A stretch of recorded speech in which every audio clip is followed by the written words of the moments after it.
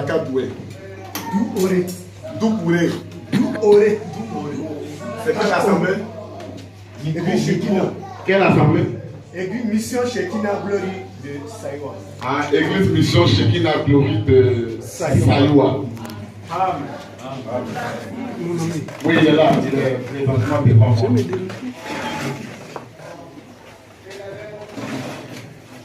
Étant très cher pasteur, que Dieu vous bénisse. Vraiment, l'église se besoin que Dieu aussi vous bénisse. Amen. Que Dieu bénisse le pasteur qui nous visite ce soir. Amen.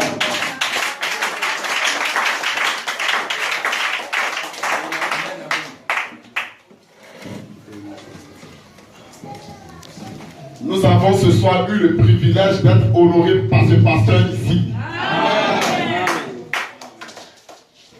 Parce que c'est un homme de Dieu qui nous visite ce soir. Amen.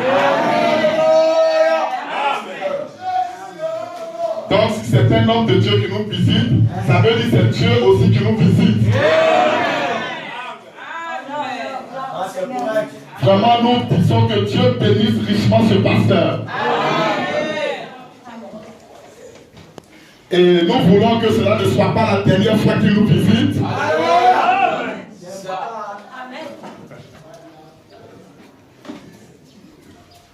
Et que nous voulons que cela soit ainsi chaque fois afin que nous puissions former une sainte famille de Dieu. Amen.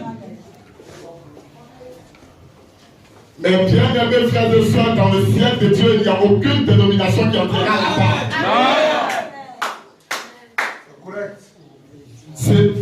Ce n'est même pas l'église catholique, ni l'église baptiste Œuvre Mission, ni l'église protestante qui entrera là-bas. Alléluia. Mais c'est seulement les chrétiens nés de nouveau à 100% de Dieu.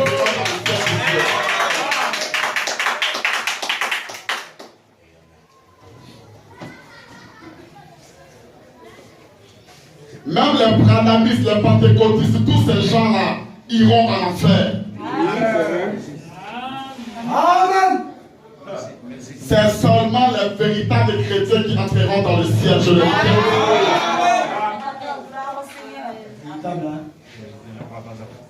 C'est pour ça que nous croyons qu'un homme de Dieu avait dit ceci. Que Dieu a des églises appelées des assemblées de Dieu. Donc ce sont des assemblées qui prêchent le Seigneur Jésus-Christ. Amen. Et Dieu appellera et attirera ses enfants de ces assemblées-là. Oui. Amen. Et tous ces enfants de Dieu se réuniront autour de l'amour fraternel. Amen. Correct. En ce moment, il n'y aura pas de barrière ni de mur de séparation. Amen. Donc Dieu va les rassembler dans l'amour fraternel. Amen.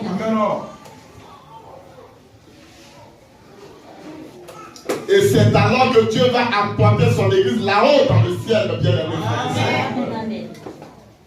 Et nous croyons ces paroles fortement dans nos cœurs aujourd'hui. Et c'est maintenant dans cette période actuelle que Dieu est en train d'accomplir cela. Amen. Est-ce que vous croyez cela avec moi? Alors que Dieu puisse vous bénir. Nous allons maintenant appeler le pasteur ici. Nous allons demander au pasteur de saluer l'église. Et qu'il puisse même aussi donner quelques mots d'exhortation à l'église. Alléluia. Que le pasteur ici se sente à l'aise qu'il est devant un peuple de Dieu.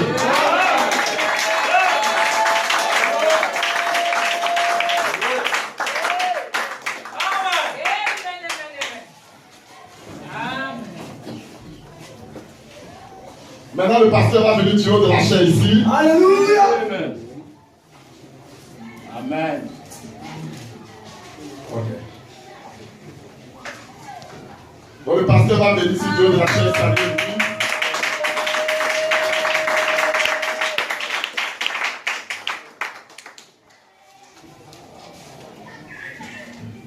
Frères et sœurs, que Dieu vous bénisse. Amen. Que la paix de Dieu soit avec vous. Amen. Et que son amour vous assiste. Alléluia. Ce soir, je suis avec vous. Amen. Je suis venu visiter ma fille qui est Déborah. Amen. Je suis le père de Déborah. Amen. Et comme il y a un certain moment, après son opération, je ne suis pas encore venu ici à Abidjan. J'ai pris la décision de venir visiter encore ma famille. Alléluia. Et vraiment, c'est une plus grâce. Qu'on pouvait dire ce cantique pour là-haut. Là-haut. Mon nom est écrit là-haut. Moi, je n'ai rien fait. Mon nom est écrit là-haut, là-bas. Amen. Oh là-bas. Mon nom est écrit. Un homme insignifiant. Un homme insignifiant. Un homme insignifiant. Quand je veux parler d'un homme insignifiant, et quand mon père m'a mis à l'école, bon, peut-être que j'allais reçu la paix de Dieu, mais je suis arrêté seulement depuis 1976 au CM2. Et depuis que je suis arrêté au CM2, mais j'ai pu quand même retenir le mot de la parole qui est la parole de la vérité. Acclame le Seigneur.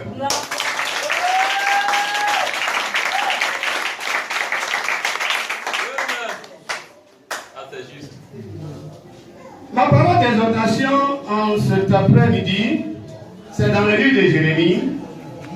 Jérémie, chapitre 1, on va commencer au verset 1 à 2.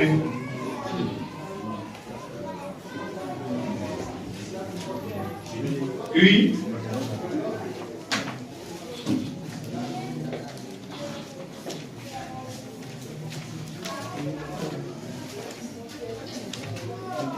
Jérémie chapitre 1, verset 1 à 2. Oui. La parole.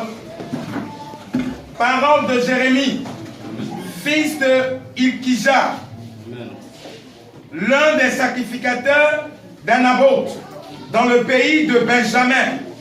La parole de l'Éternel lui fut adressée au temps de Josias, fils d'Amon, roi de Juda, la 13e année de son règne. Amen. Continue. Verset 3. Et au temps de Joachim, fils de Josuas, roi de Juda, jusqu'à la fin de la 11e année de Sédécia, fils de Josias, roi de Juda, jusqu'à l'époque où Jérusalem fut emmenée en captivité au 5e mois.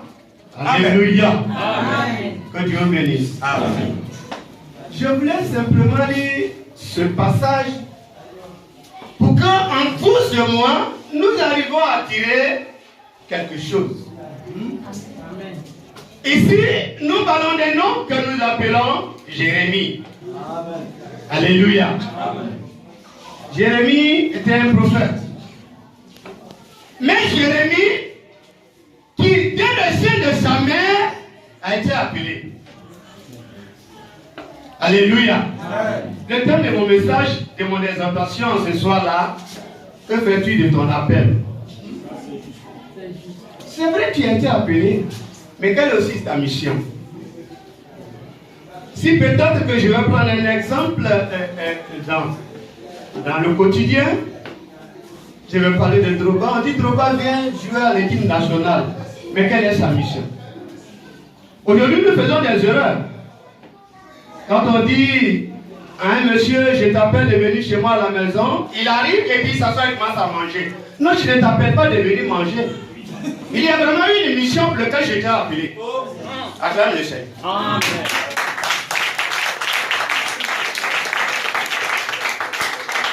Donc Dieu pouvait dire à Jérémie, Jérémie, je te connaissais quand tu étais dans le ventre de ta mère.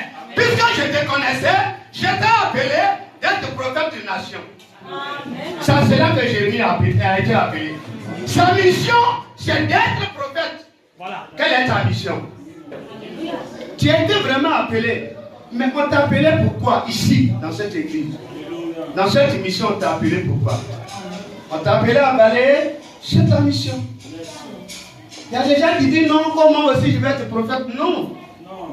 Il y a plusieurs postes dans le service de Dieu. Alléluia. Quand on est au terrain, le numéro ne vient pas jouer au numéro 6.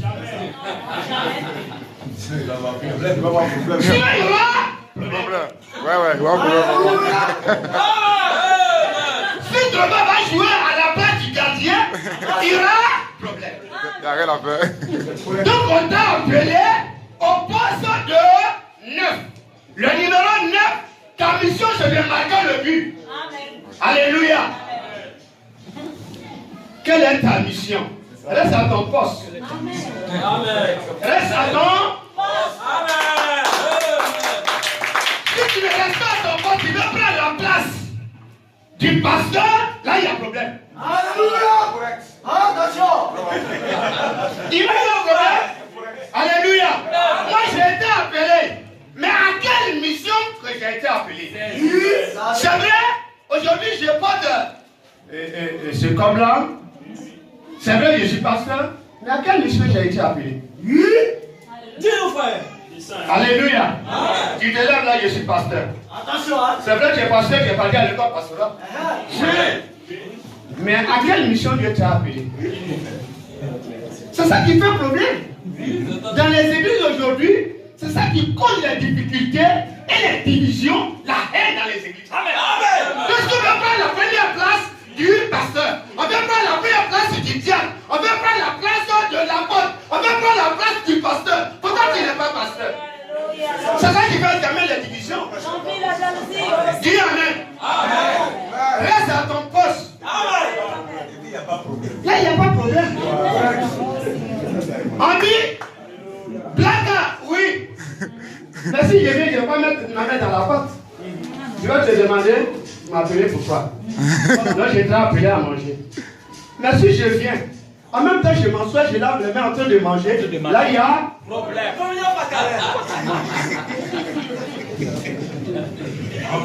Quand Dieu a appelé Samuel, il a dit Samuel vient pour être à la place de Élie, du prophète Élie.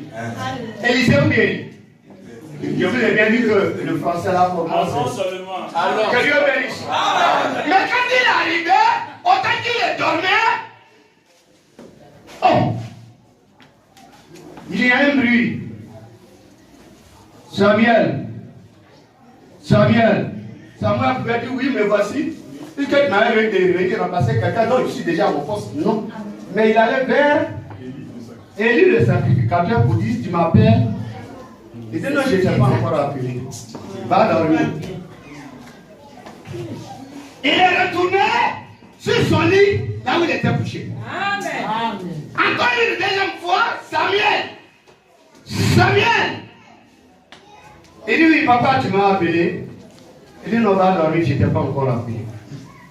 Mais puisque déjà il savait la mission pour laquelle il est là, il pouvait se jeter sur la mission, il pouvait bondir, mais il a été patient.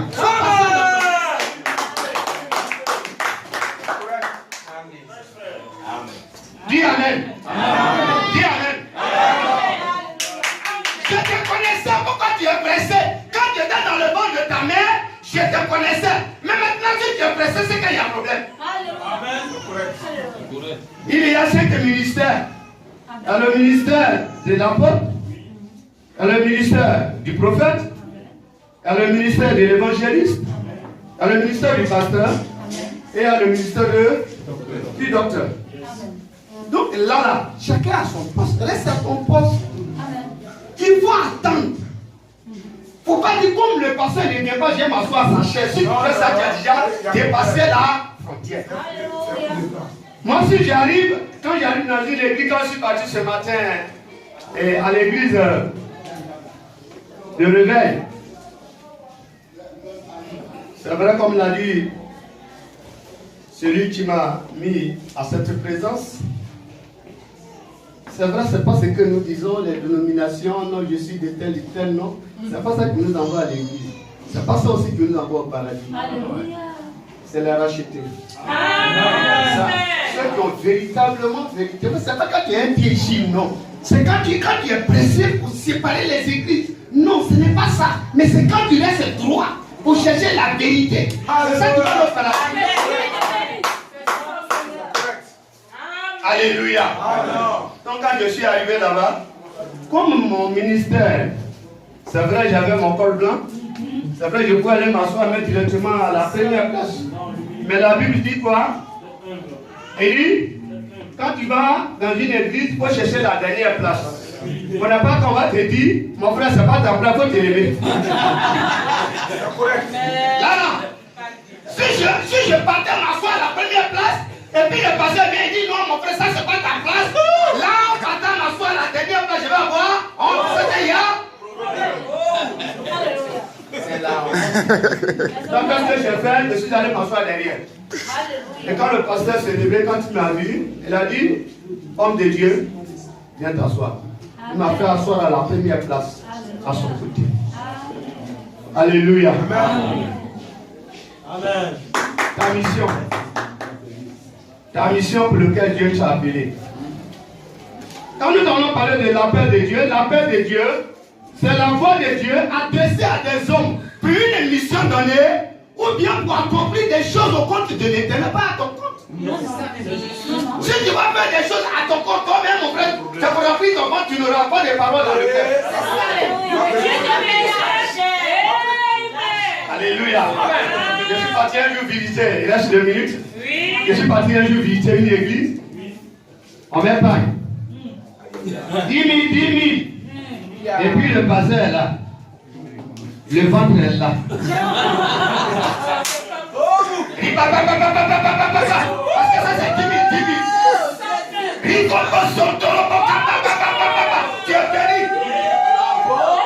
béni. 5 000, que Dieu te bénisse. 2 000, que Dieu vous bénisse.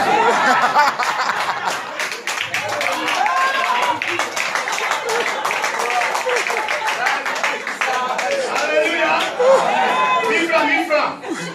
Et ne faites pas ça, ne donnez pas la monnaie au pasteur.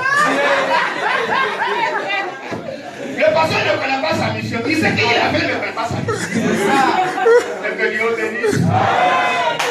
Comme le pasteur m'a dit pour finir, ce n'est pas ma première fois ou bien ma dernière fois de passer ici.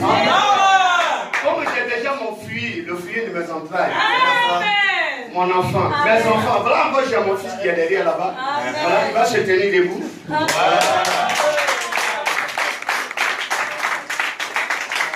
Donc je suis à Sayoa. Ok.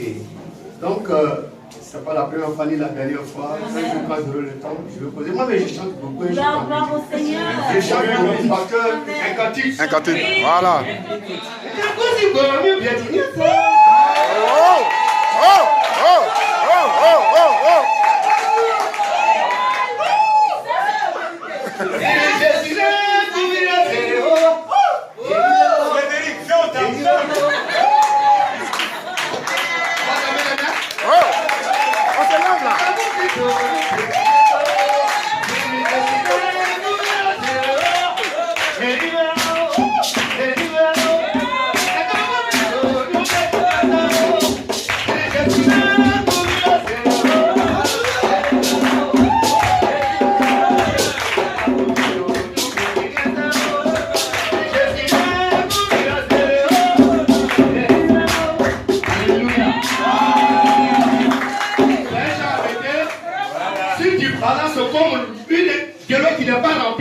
Mon frère, tu vas te baisser. Parce qu'il a dit si tu n'es pas chaud, tu n'es pas aussi tiède, tu vas te vomir.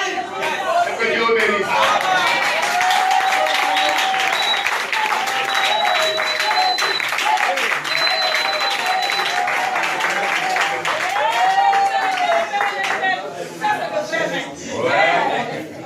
Dieu te bénisse.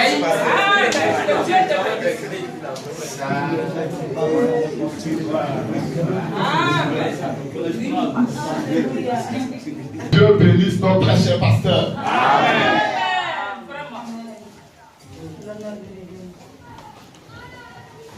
Vraiment, j'aimerais rencontrer ce pasteur quand je serai ici à Abidjan. Amen.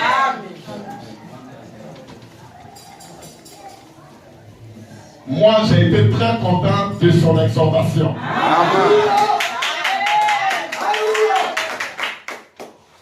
Amen.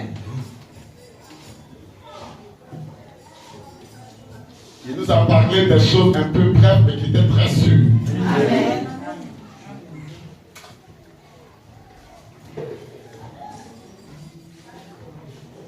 La chose dont il voulait vraiment nous parler, c'est la commission.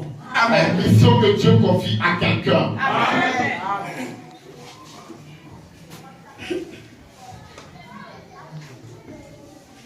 Il voulait aussi dire que si quelqu'un n'a pas de commission et qu'il s'hasarde à parler de la part du Seigneur, ça c'est très dangereux.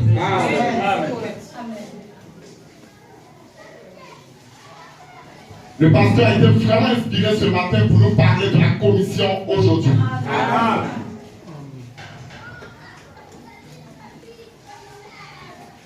Parce que les anges, les apôtres et les prophètes et tous ces hommes de Dieu ont reçu la commission de la part de Dieu.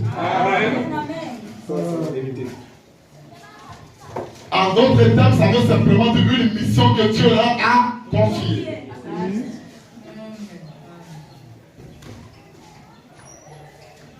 Et même ces serviteurs eux-mêmes qui ont reçu la commission ou la mission de Dieu, ils doivent rester fidèles à la mission que Dieu a mis entre leurs mains. Amen. Amen. Et tout ce que Dieu demande à ces serviteurs de Dieu là,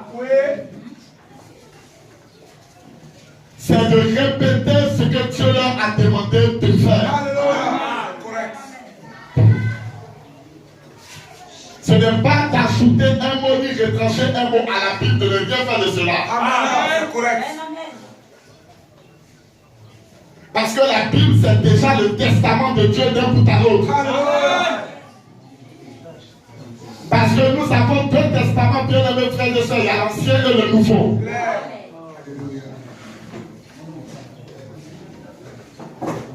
Et ce qu'on appelle testament, c'est la parole, la dernière volonté d'une personne avant de partir. C'est ça. Non. Personne ne peut changer après son départ cela. Jamais. Amen. Et personne aussi aujourd'hui ne peut changer la volonté de Dieu donnée. Amen. Aucun prophète ne peut changer même un iota de la Bible de Dieu. Amen. Donc aucun apôtre, aucun évangéliste, aucun docteur, aucun pasteur ne peut changer cela. Amen. Et la Bible nous précise ceci dans Apocalypse au chapitre 22, précisément à partir du verset 18. Oui. Il dit, je le déclare à quiconque entend les paroles de ce livre. Oui. Amen. Si quelqu'un ajoute quelque chose à ce testament, Oui. il sera frappé de fléau décrit dans ce testament. Et même si quelqu'un aussi retranche une seule parole de ce testament, dans son nom sera retranché du l'arbre de vie décrit dans ce livre-là. Cela montre tout simplement que cet homme n'aura pas la vie éternelle. Vraiment que Dieu bénisse notre bien-aimé frère pasteur ici. Et la commission, ne l'oubliez pas, ça marche avec le message de l'heure. Au temps de Noé, s'il vous plaît, il y avait un message que Dieu avait donné. Oui, frère. C'est ça. Donc il y avait une mission que Dieu avait confiée à Noé pour les gens qui croyaient à cette période-là. Et la mission c'était d'aller appeler tous les gens d'entrer dans l'arche de Noé parce que Dieu va détruire ce monde-là. Oui, correct. Et ce que Dieu attend des gens qui entendent la commission qui est donnée, oui. Et c'est d'obéir à ce que la commission dit et de pratiquer ce que cette commission dit pour l'heure. Amen. Alors, c'est correct. Et ce que Dieu répète est ce qu'il attend de celui qui a reçu cette commission-là. Donc c'est de continuer de répéter mot à mot ce que Dieu lui a dit de dire.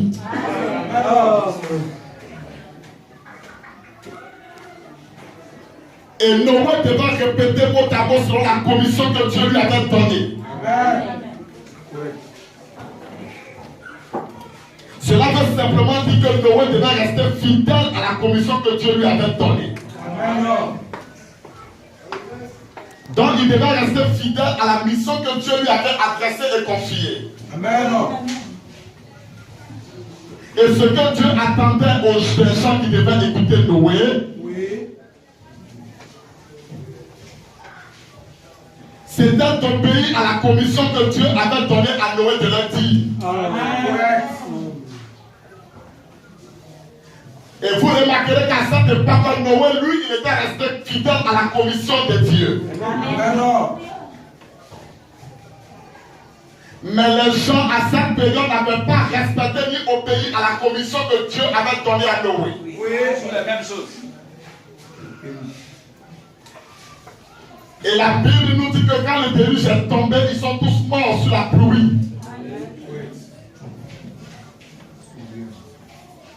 Parce qu'il y avait des gens qui avaient dévié complètement de la commission de Noé. Parce qu'il y avait des gens qui prêchaient à cette période autre chose que Dieu avait dit à Noé. Et à cette période, des gens avaient déjà commencé à fabriquer eux-mêmes leur propre hache bateau. Mais la seule hache que Dieu devait agréer, c'était l'hache qu'il avait confiée à Noé de construire. Et ceux aujourd'hui aussi que Dieu agrée, c'est ceux qui sont seulement rassemblés dans sa parole. Ce ne sont pas les gens aujourd'hui qui prêchent la parole de Dieu avec leurs propres interprétations. Seigneur. Mais ce sont les gens aujourd'hui qui sont rassemblés dans la parole de Dieu interprétée par Dieu lui-même. Et du temps de Sodome au Gomorrhe, il y avait aussi une mission qui avait été préparée sur la terre. Souvenez-vous que des anges étaient descendus avant la destruction de Sodome et Gomorrhe.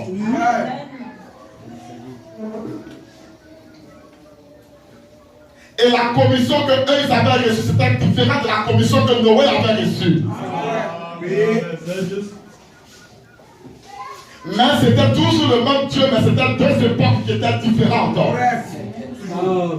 Oh, gloire.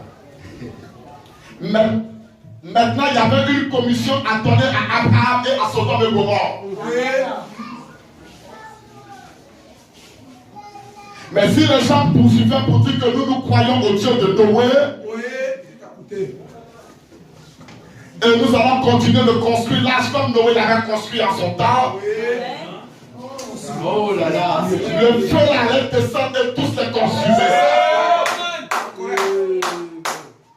Mais bien aimé, je répète ceci, la commission de Dieu se fait avec le temps. Et cela se fait avec ce que Dieu déclare dans un temps précis. Et la commission de Noé à son temps, c'était de dire aux gens de rentrer dans l'arche. Oui, c'est vrai.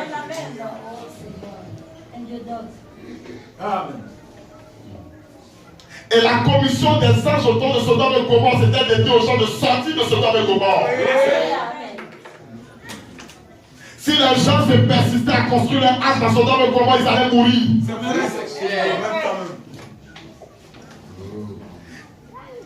Et nous aussi, la commission que nous avons reçue aujourd'hui dans ce temps de la fin, parce que notre Dieu reste toujours parfait en toi. Il avait fait cela la première fois avec Noé et il avait détruit le monde avec de l'eau. Et la deuxième fois, il a détruit le monde avec le feu. Amen. Et aujourd'hui, je vous apprends que ce monde a détruit avec les bombes des Américains et des Russes. Et nous sommes même en train de compter les jours pour que cette chose-là s'accomplisse, mes frères et sœurs. Alléluia. Et c'est ce que Jésus avait prophétisé quand il se trouvait sur la terre des hommes. Oui. Il dit avant que la destruction du monde puisse arriver, Jésus a dit précisément dans le livre de Matthieu au chapitre 24. Et Jésus nous a dit que ce qui était du temps de Noé et du temps de l'homme sera pareillement au temps d'aujourd'hui.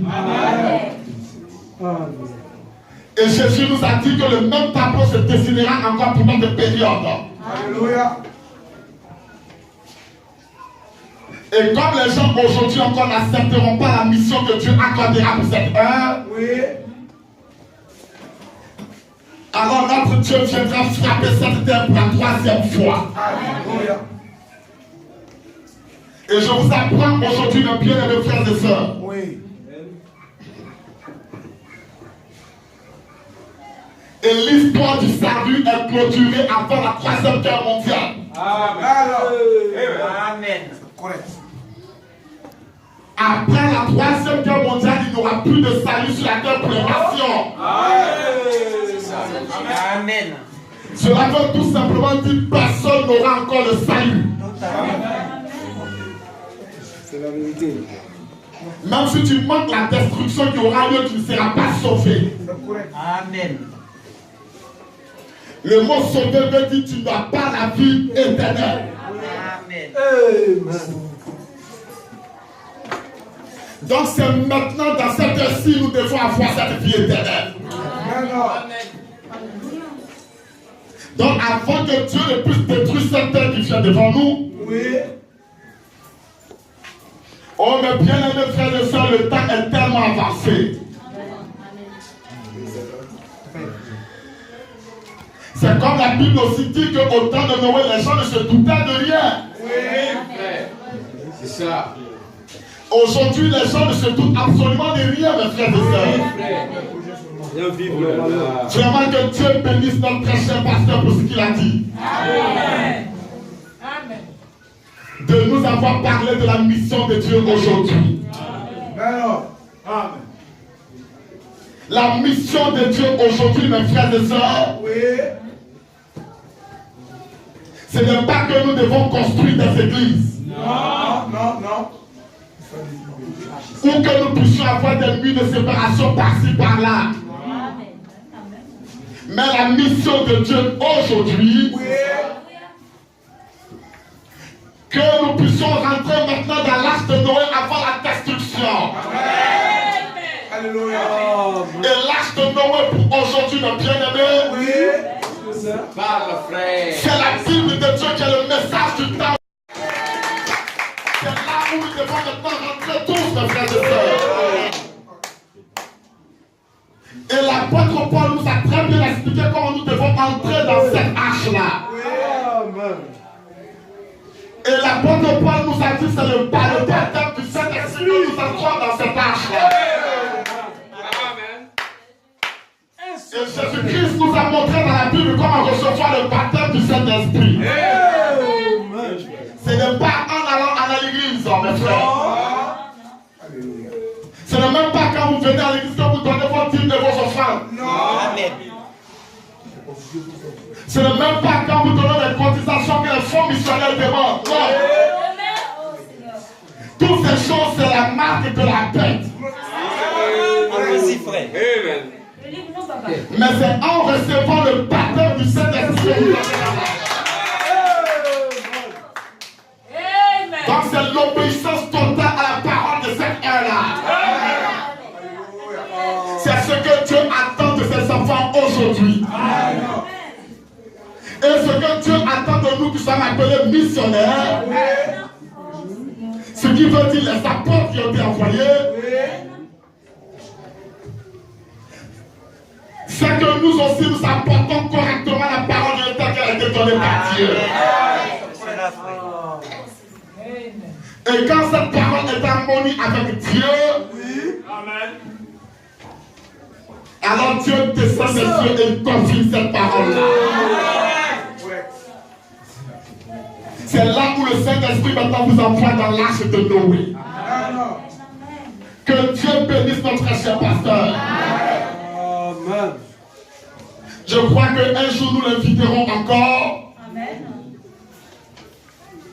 Est-ce que le pasteur accepte l'invitation pour la prochaine fois? Alléluia. Amen. Il dit Amen. Alors que Dieu bénisse notre pasteur. Amen.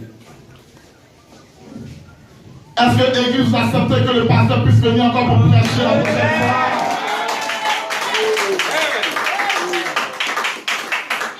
Amen. Amen. Amen.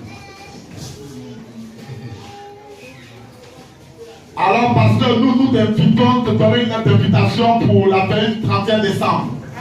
Nous t'invitons. Nous voulons même que vous venez ici avant de vendre l'église le 31 décembre ici à Abidjan. Et nous allons communier ensemble dans la parole de Dieu. Que Dieu vous bénisse ce soir, l'église.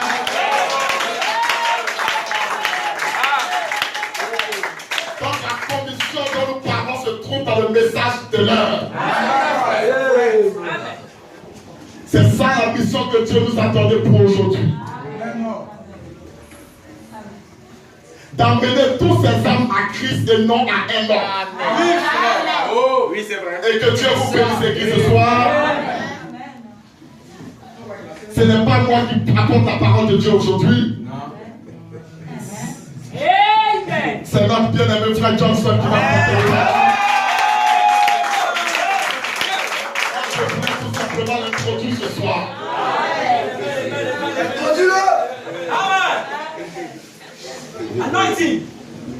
Donc j'ai observé j'ai regardé la vidéo de la veillée qu'on a eue à Nyama. Et c'était une très bonne chose qui s'est passée là-bas. Vraiment, les frères et les sœurs qui ne sont pas allés dans cet endroit ont manqué de bénédictions.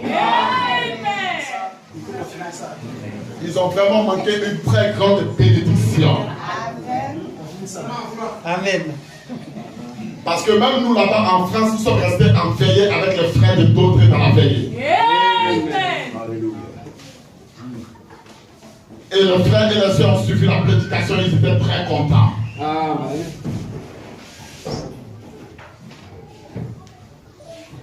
Et cela a très bien montré la colonne vertébrale que Dieu a placée dans son église aujourd'hui. Et n'oubliez pas que le serpent n'a pas de colonne vertébrale. C'est pourquoi le serpent rampe par-ci, par-là. Mais nous, je vous apprends que nous ne sommes pas des serpents. Nous sommes des fils de Dieu et nous avons la colonne vertébrale. Et la colonne vertébrale, je vous apprends que c'est ce que nous croyons.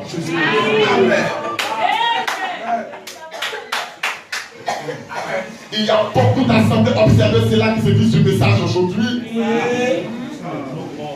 Elles n'ont pas de colonne vertébrale. Même pas. Mais les tonnelistes, eux, ils ont une colonne vertébrale. Malgré que ce qu'ils enseignent est faux, mais ils ont quand même une colonne vertébrale. Parce que eux, ils savent en quoi ils croient. Oui, c'est vrai. De façon claire. Eux, mais ils croient au 7 tonnerres révélé qui n'est pas dans la Bible. Ils croient quand même cela. Ils sont sincères dans l'égarement. Oui, je te jure. Allez maintenant demander aux autres assemblées qui ne croient pas que les 7 tonnerres sont révélés. Ils croient, effectivement. Eux, ils vous diront tout simplement, nous sommes dans le message. Ils vous diront, nous sommes dans le message. C'est quoi le message, frère? Mais qu'est-ce que le message, mes frères et sœurs? Ils vous diront, c'est la restauration. Mais la restauration de quoi ce message? Qu'est-ce que c'est? Eux, ils ne savent même pas de quoi il s'agit. Oui, c'est faux savoir. Amen. Mais bon, vous dites c'est la restauration de la parole.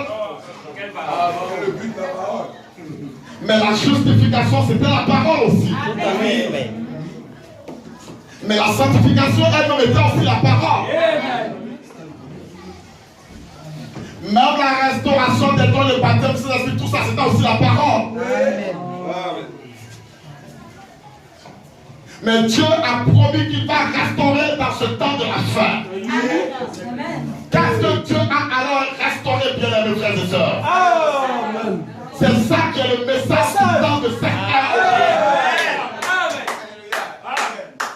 Il va vous dire, Dieu nous a dit de ne pas boire et de ne pas fumer. Ils vont même vous dire que Dieu nous a dit de ne pas commettre adultère. Mais tout le monde sait cela aujourd'hui. Même les musulmans font, ils pratiquent ces choses que nous disons. Même les gens qui sont très intelligents et éduqués le font. Est-ce que cela veut dire que ces gens-là sont restaurés? Non. Non et non. Et ils n'iront même pas au ciel malgré ce qu'ils font. Ce sont tout simplement des bons citoyens. Mais il y a quelque chose que Dieu est venu restaurer aujourd'hui, mes frères et sœurs. Gloire à Dieu. Amen.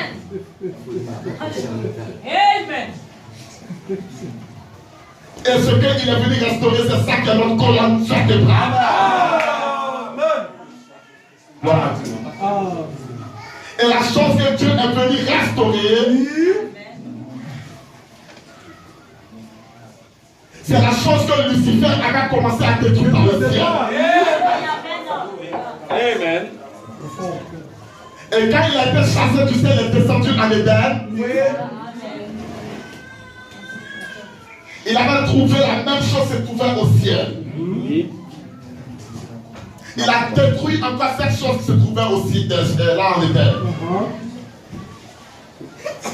Et c'est là que Dieu a prophétisé pour dire, je ramènerai, je restaurerai cette chose-là.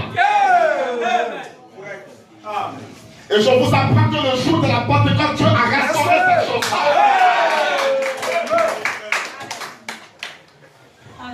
Mais au 4e siècle, à l'an 325, Lucifer est descendu pour détruire la chose. Ça c'est vrai. Même dans Matthieu au chapitre 17, au verset 11 précisément, Dieu savait déjà que Lucifer allait détruire cette chose-là.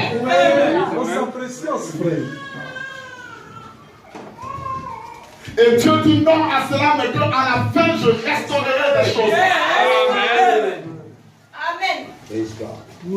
Afin que la fin des temps ne puisse s'accomplir, moi Dieu, je restaurerai la chose là. Mais quelle est alors la chose que Dieu restaure, bien les frères et sœurs? C'était la chose qui se trouvait au ciel. Notre socle, frère. Avant même que Lucifer ne soit appelé Satan, la chose qui se trouvait au ciel. Et c'est cette même chose qui se trouvait en Éden, bien les frères et sœurs. Avant qu'il ne vienne et qu'il ne détruise Adam et Ève. C'est la même chose qui se trouvait à la Pentecôte du sang des apôtres, nos frères. Afin que l'église catholique ne puisse s'établir, bien les frères et sœurs. Mais aujourd'hui, la 4e fois, Lucifer ne pourra plus jamais cette chose de nouveau. Alléluia. Amen et amen et amen. Et cette chose, mes bien-aimés frères et sœurs, c'est cette chose-là qui apportait la communion entre l'homme et Dieu. Amen. Et c'est ce qui apportait aussi l'unité entre l'homme et Dieu. Amen.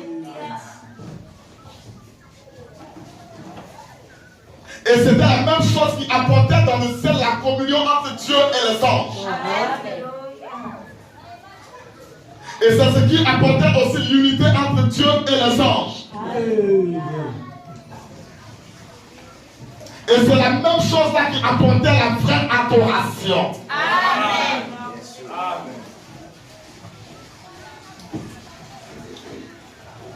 Et quand vous regardez les mêmes critères, c'est ce qui se trouvait dans Adam et Ève, ce que je viens de citer. Amen.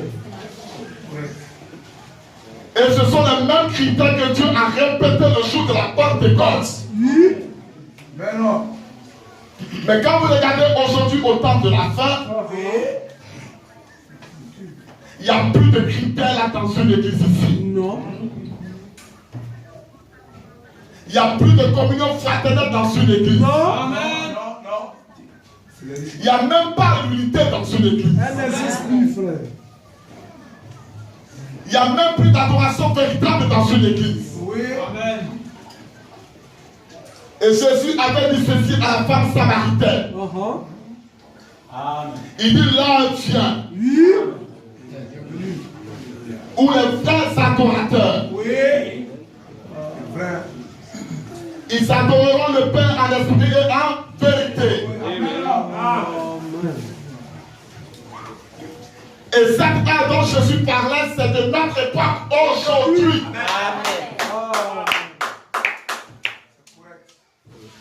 Parce que Jésus avait dit à la restauration de toutes choses. Cela veut dire c'était aujourd'hui. Amen. Que Dieu bénisse l'église ce soir.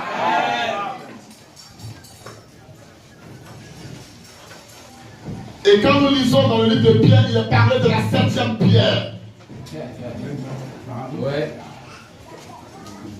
C'est ce que la Pentecôte avait produit. Est-ce que vous savez quelque chose? C'était le bien-aimé frère et soeur, l'amour fraternel qui s'appelait. Que Dieu vous bénisse. C'est ça qui est notre colonne vertébrale. Et c'est ce que nous prêchons dans le monde entier aujourd'hui. Et notre Dieu nous a promis qu'il nous donnera un pays où coule le lait et le miel. Et le miel dont nous parlons, c'est l'amour fraternel. Que Dieu vous bénisse, Église. Shalom et shalom. Shalom. Je vais d'abord laisser le frère Johnson apporter la parole de Dieu. Et à la fin de la prédication, nous donnerons des communiqués pour la semaine prochaine. Amen. Amen. Vraiment que Dieu puisse bénir notre cher pasteur. Amen. Que Dieu bénisse aussi les frères et sœurs qui se sont déplacés pour la veille à Gama. Amen. Même tous ceux qui ne sont pas partis, nous les bénissons. C'est la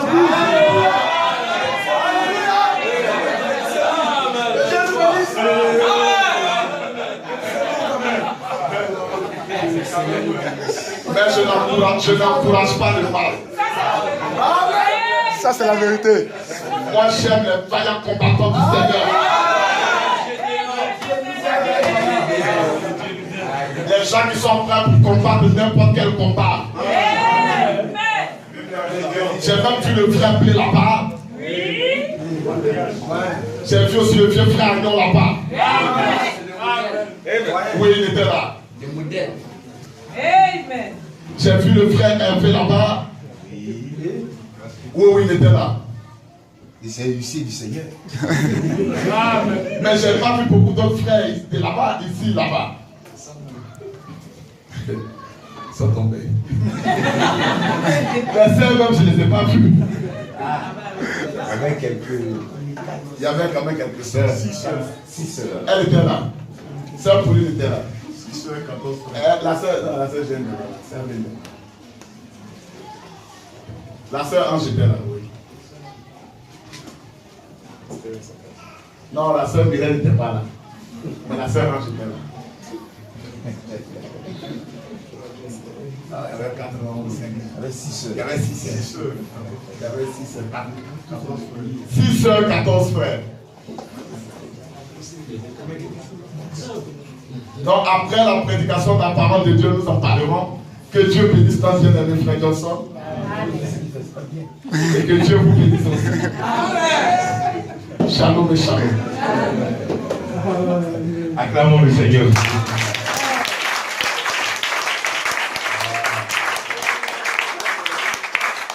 Amen et amen. Vous appréciez la parole de Dieu. La gloire revient au Seigneur. Parce qu'il doit tout faire. Il a tout fait. Malgré que tu dis, je ne veux pas, si tu vas prêcher aujourd'hui, force. Vraiment, je ne sais pas. Alors qu'il a déjà tout dit concernant le sujet de la restauration. Hein, il a déjà tout ébauché ici. Est-ce qu'il y a quelqu'un dans l'assemblée qui va dire, il ne sait pas ce que c'est que la restauration? Il nous a déjà suffisamment instruit là-dessus. Bien, mais il n'y a pas de souci. Comme Dieu fait les choses en son temps, et Dieu utilise plusieurs barres de façon différente dans un seul outil. Il peut utiliser le pasteur Tito dans un registre. Il peut utiliser Frère Johnson dans un autre registre. Amen. Mais toujours est dit que c'est le même Saint-Esprit qui fait ces choses. Amen. Donc c'est dans ce cadre qu'on est là et on va ensemble méditer la bonne et précieuse parole de Dieu. Amen. Mais avant, rapidement, je voudrais, comme je vois quelques nouvelles personnes ici, il est bon aussi de les présenter. On a déjà présenté le pasteur. Je vois, je pense, ce monsieur qui est là pour la première fois aussi. Levez-vous et présentez-vous. Moi, c'est monsieur Komena. Monsieur Komena, invité par Le couple Adoni. Ah, Adoni. Dieu vous bénisse. Je vois aussi madame à côté. Vous êtes Oui. Ah oui, je vois. C'est Boutisson. Dieu te bénisse, sœur. Viens t'asseoir. Alors, à part elle, je vois encore qui d'autre? Il y a mon ami de l'autre côté qu'on a présenté. Oui. Ah oui. Un ancien nouveau ou bien? Un ancien, mais en fait, il ne vient pas régulièrement. C'est ça, hein? Ah d'accord, ce qui fait que tu vois, je ne vois pas ton visage. Mais Dieu te bénisse. Sois quand même la bienvenue parmi nous aussi. Je ne sais pas encore s'il y en a que j'oublie dans la salle. D'ailleurs, il n'y en a pas, hein? Que Dieu vous bénisse. Oui, il y a la soeur là-bas. Tiens-toi debout, tu te présentes et puis tu nous dis un peu qui t'a invité. Ange-Marie Poicou. Dieu te bénisse. Invité par le frère, et oui. Ah oui, c'est vrai. Frère, oui, Dieu te bénisse. Dieu te bénisse, frère. Le frère, et oui. Et puis, ah oui, il y a mon ami que j'ai rencontré encore ce matin. Tu vas te présenter officiellement à l'église quand même. Moi, c'est le frère Essou Mali Serge. Oui. On a été invité par le frère. Invité par le frère, et oui. Dieu vous bénisse. Amen. En tout cas, acclamons le Seigneur pour le Seigneur. Amen et amen. Dieu soit loué. Alléluia. Amen. Nous sommes très heureux de vous accueillir parmi nous. Seulement, veuillez exuder un peu la commodité de la salle. C'est ici, là, dans ce désordre que nous avons la vie. Amen.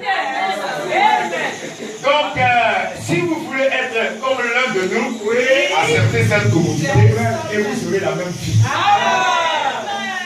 Dans cette petite commodité, il fait chaud. La sonnette va nous tuer. Mais dedans là, on danse. Dedans, on bat les mains. Dedans, on acclame le Seigneur. Alléluia.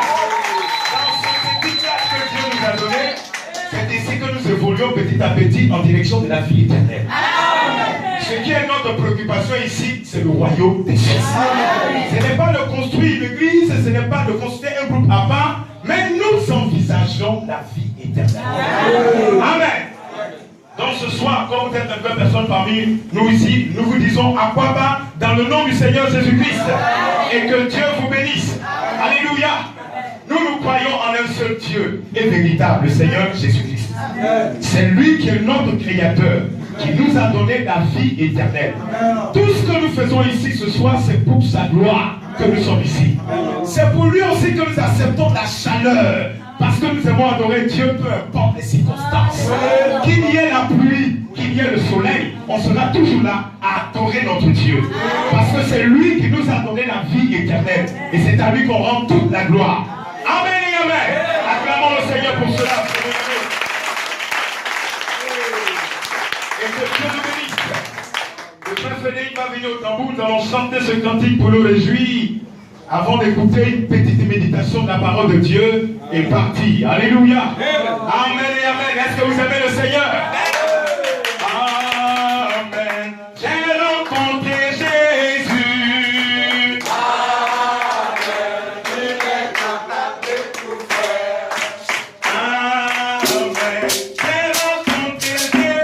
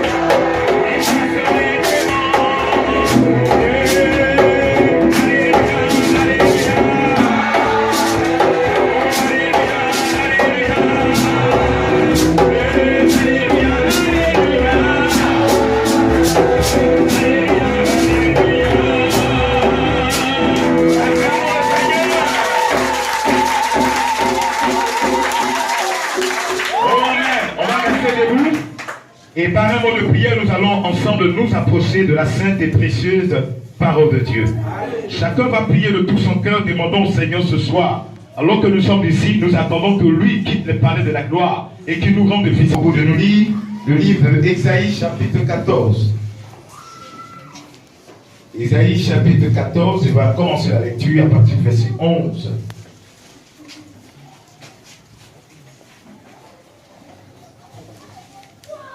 Ésaïe chapitre 14 à partir du verset 11. Jusqu'à 15. Ta magnificence est descendue dans le séjour des morts, avec le son des luttes, de tes luttes. Sous toi est une couche de verre, et les vers sont ta couverture. Te voilà tombé du ciel, astre brillant, fils de l'aurore. Tu es abattu à terre, toi le vainqueur des nations. Tu disais en ton cœur, je monterai au ciel, j'élèverai mon trône au-dessus des étoiles de Dieu. Je m'assierai sur la montagne de l'assemblée, à l'extrémité du septentrion. Je monterai sur les sommets des nues, je serai semblable au Très-Haut. Mais tu as été précipité dans le séjour des morts, dans les profondeurs de la fosse. Amen. Amen. Bien-aimés, précieux Père Céleste, alors que nous venons de lire ce texte ce soir, nous nous remettons aussi entre tes mains. Nous prions que Père bien-aimé, tu descendes parmi nous, afin que tu nous donnes toi-même la compréhension de ce texte. Amen. Ce que nous voulons, Seigneur, ce n'est pas simplement nous rassembler ici et être un groupe, notre Dieu, se chauffer par le soleil, mais nous voulons que la vie de la parole descende en nous encore ce soir. Comme tu as dit que celui qui croit en toi, des sources de vie vont couler de son sein jusqu'à la vie éternelle. Nous sommes ici à cause de cette source de vie, Seigneur. Nous attendons qu'elle coule encore de notre sein ce soir.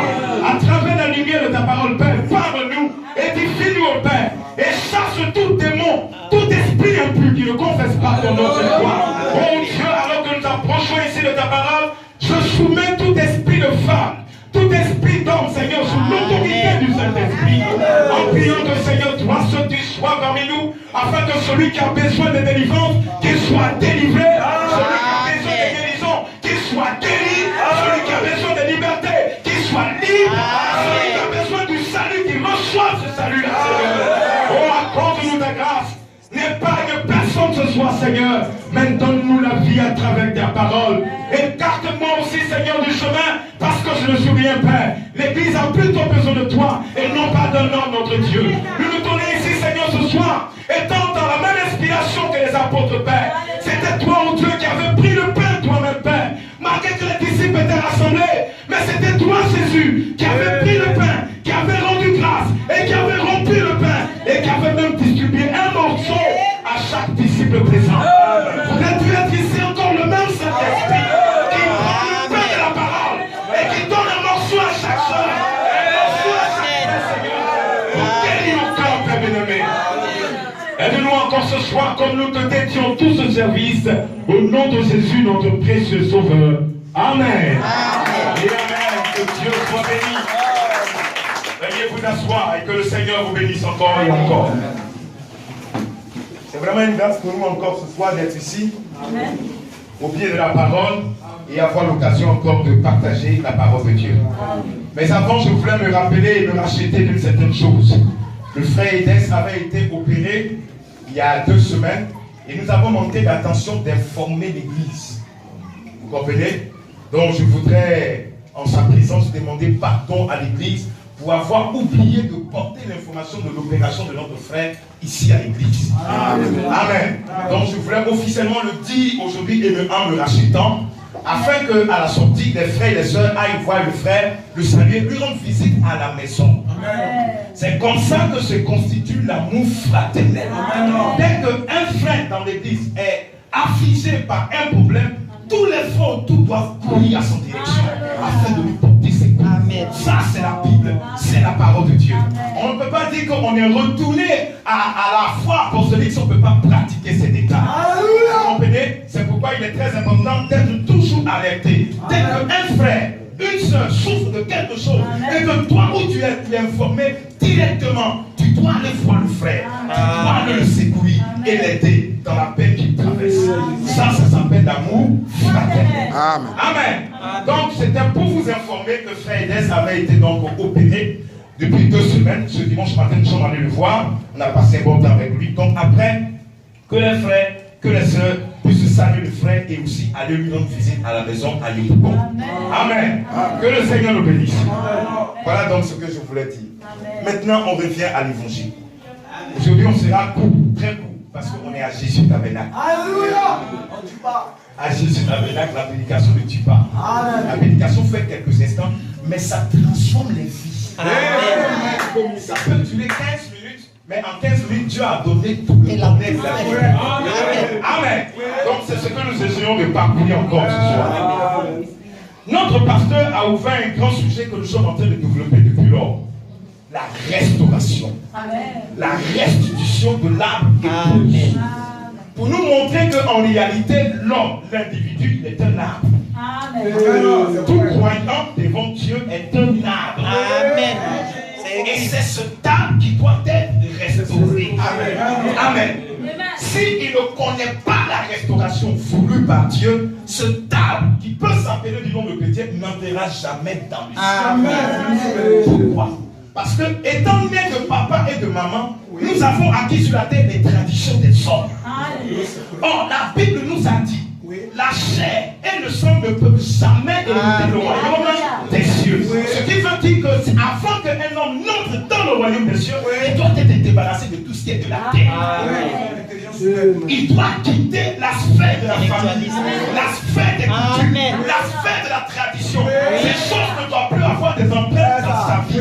Il doit être un homme restauré. Amen. Sinon, il n'a pas part à la vie éternelle. Vous comprenez ces choses? Donc, on est en train d'aborder. Mais aujourd'hui, je voudrais aborder la restauration sous un autre angle. La restauration en tant que l'adoration parfaite. C'est ça que je voudrais aborder avec vous.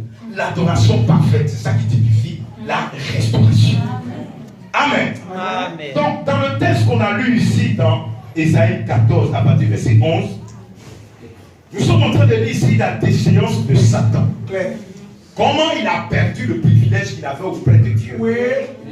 La Bible l'appelait avant au commencement un ange protecteur.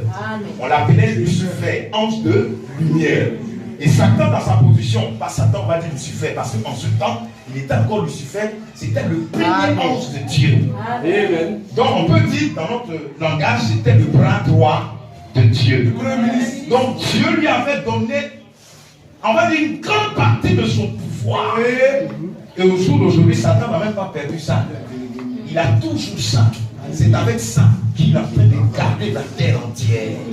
C'est avec ce pouvoir que Dieu lui a donné que Satan fait des miracles et des prouesses sur la terre. Oui, quand les gens vont consulter les féticheurs et que les féticheurs sont capables de miracles, ça ne vient pas d'eux, mais leur père, c'est le diable qui leur donne ce pouvoir. Parce que Satan a encore ce pouvoir que Dieu lui a donné. Quelqu'un parle de foi, un marabout. Oh non, ma femme n'accouche pas, elle est stérile, elle est ceci. Il faut faire des sacrifices, aller voir des rivières, faire des incantations et puis paf, la femme accouche. Quand les gens vont se dire, ah mais le diable même, c'est que les féticheurs même, ils ont toute la puissance, ils sont bien. Non, parce que Satan n'a rien perdu du pouvoir que Dieu lui a donné. Il a encore ça. C'est avec ça que souvent, la Bible même le dit, il peut se déguiser en ange de lumière pour tromper les gens. Donc, la stratégie du diable, depuis le ciel qu'on a lu ici, la Bible dit, Satan voulait établir son trône au-dessus du trône de Dieu. Il voulait donc se faire adorer. Parce que notre prophète nous a dit que Dieu veut dire objet d'adoration. Satan, voyant combien de fois l'humanité entière était en train d'adorer ce Dieu créateur, elle était épris de jalousie. L'orgueil est monté dans son cœur. Il dit non, ce que toi tu es là, je vais devenir ça. Je vais prendre ta place. Et l'orgueil est rentré dans son cœur. Il dit il va établir son trône au-dessus du trône de Dieu. Il va avoir son royaume à lui. Être aussi appelé Dieu créateur. C'est ce qu'il avait eu. Et quand ce sentiment était monté dans son cœur, Dieu l'a précipité. Parce que Dieu résiste au sommet. Ça c'est vrai, frère. Oui. Dieu l'a précipité. C'est pourquoi, frère, l'orgueil, ce n'est pas une bonne chose. Le pouvoir, c'est s'enorgueillir de ce que, comme tu as un peu d'argent, tu deviens gonflé. Et puis tu tombes la tête. L'orgueil, c'est un vilain défaut. L'orgueil veut montrer que toi, tu peux exister sans les autres. L'orgueil montre que toi, tu es quelqu'un et que les autres, ils sont rien. Tu es prêt à les écraser. Ça, c'est l'orgueil. Mais quand le sentiment d'orgueil était monté dans son cœur, Dieu l'a précipité en bas pour lui montrer que tu n'es rien. Vous comprenez? Donc, au tout début, Satan a fait pour motif l'adoration. Il voulait prendre la place que Dieu avait. Il voulait aussi être adoré. Alors, qu'est-ce qu'il peut faire pour entrer dans l'adoration des croyants? Il voulait aussi que les chrétiens que nous sommes dans les églises, les gens puissent l'exalter, les gens puissent prier en son nom, les gens puissent faire toutes choses au nom du diable. C'est ça qu'il voulait faire depuis le jardin d'Éden. C'est ça qu'il voulait faire depuis le ciel. Et puis Dieu l'a précipité. Son objectif d'être adoré, le diable ne l'a pas oublié. Quand il a été précipité sur la terre, il fallait qu'il trouve des astuces. C'est ça. En voilant la parole de Dieu pour que l'homme ne se rende pas compte de la parole de Dieu et qu'il accepte l'interprétation de la pensée humaine.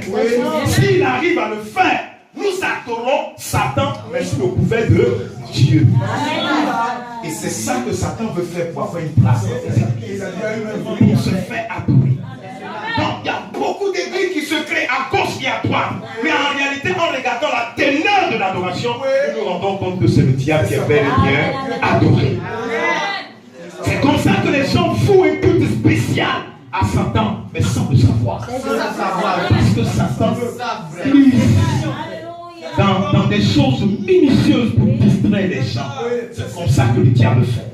Il peut même être là du haut de la chair, comme un pasteur prêchant la parole de Dieu, mais ça peut être l'imitation de Satan. Donc ce qui réclame que nous croyons, nous devons avoir un grand discernement et ne pas tomber dans les pièges de l'ennemi. Être sûr que notre adoration, c'est l'adoration du véritable Dieu. Amen.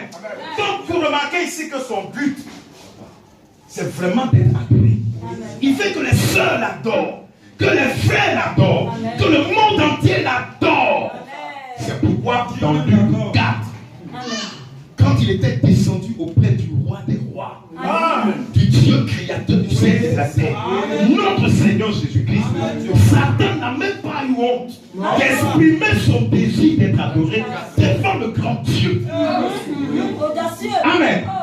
Vas-y, prends le verset. L'église va suivre avec moi. Luc 4.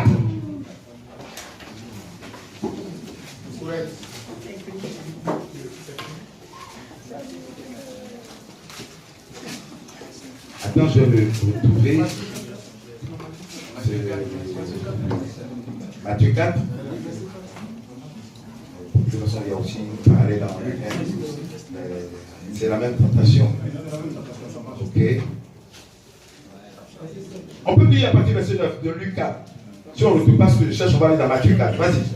Luc 4 à partir du verset 9. Le diable le conduisit encore à Jérusalem. Non. Laisse 9. Lis à partir du verset 4. Verset 4. Lis à partir du verset 4. Luc 4, 4. Jésus lui répondit, il est écrit, l'homme ne vivra pas de paix seulement. Oui. Le diable l'ayant élevé, lui montra en un instant tous les royaumes de la terre et lui dit, je te donnerai toute cette puissance et la gloire de ces royaumes, car elle m'a été donnée. Oui. Et je la donne à qui je veux. Oui. Si donc tu te prosternes devant moi, elle sera toute à toi. Jésus lui répondit, il est écrit, tu adoreras le Seigneur ton Dieu et tu le serviras lui seul. Amen. Que Dieu bénisse sa parole. Frère bien-aimé, voici l'astuce de Satan aujourd'hui dans les églises. Se faire adorer. Mais regardez un peu ce qu'il présente au Dieu créateur du ciel et de la terre. Celui de qui la Bible dit à qui l'or et l'argent appartiennent. Le diable n'a même pas craint ces choses et il s'apporte du Seigneur et lui dit, les royaumes de la terre m'ont été assujettis, m'ont été donnés. En disant ça, Satan ne ment pas. C'était la vérité. Depuis que Adam et Ève ont chuté, ont perdu leur position, le monde a été vendu au diable. C'est pourquoi, frère, vous qui aimez tant la politique, sachez ceci ce soir. Tous les royaumes de la terre ne sont pas de Dieu. Amen. Aucun gouvernement de ce monde n'a un gouvernement pour nommer Dieu. Tous les gouvernements sont à la sorte de Satan. Il n'y a pas un gouvernement au monde qui honore Dieu. Non. Regardez vous-même les décisions qu'ils prennent. Quand aux États-Unis, les gens font une constitution littérale pour droit à l'homosexualité, est-ce que c'est une inspiration qui vient de Dieu? Voilà par quoi nous prouvons que la terre est vendue à Satan. Tous les royaumes, tous les pays de la terre sont sous le joug de Satan. Donc le diable, connaissant au moins sa position, il dit à Jésus, tous les royaumes de la terre, tout ce que tu vois là, ça va être détruit. C'est pour moi. La seule condition pour que toi tu puisses hériter de ma gloire, c'est de, si seulement tu t'abaisses et tu m'adores, je te donnerai ça. Je te donnerai la gloire. Fils de Dieu, faites attention à ceci. La richesse et la gloire du monde ne viennent pas toujours de Dieu. La seule astuce que Satan a pour tirer les hommes vers le bas, c'est de leur proposer la gloire, les richesses et les choses du monde, la popularité. C'est pas ça qui tire les gens. Les gens veulent être riches au point où dans les églises, les gens sont tombés dans la séduction, la prospérité matérielle. Et puis le chrétien doit être riche, le chrétien doit posséder tout. Non, nous disons que dans la Bible, il y a eu des exemples de quelqu'un qui n'avait pas 5 francs, mais il est aussi. De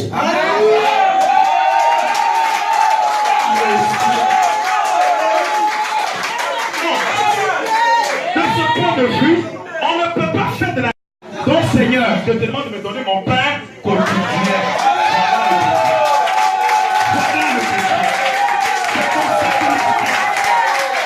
Alléluia.